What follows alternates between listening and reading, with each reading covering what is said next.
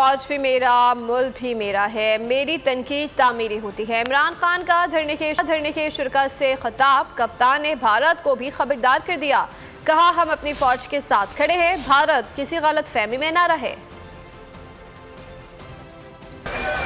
चाहता हूं कि मेरी फौज मजबूत और तकड़ा इदारा बने। मैं चाहता हूं हमारी सारी कौम अपनी फौज के साथ खड़ी हो, और वो इसलिए कि फौज भी मेरी है, मुल्क भी मेरा है। मैं अपनी फौज को नुकसान नहीं पहुंचाना चाहता।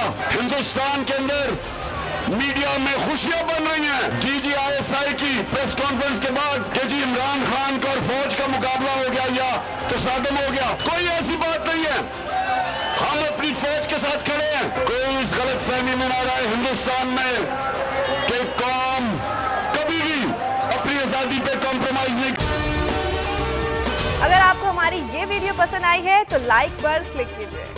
PTI का हकीकी आज़ादी मार्च सिर्फ बोल दिखा रहा है। 24 घंटे हकीकी आज़ादी मार्च, सबसे ज्यादा रील्स और सबसे ज्यादा रेटिंग्स के साथ बोल रहा नंबर 1।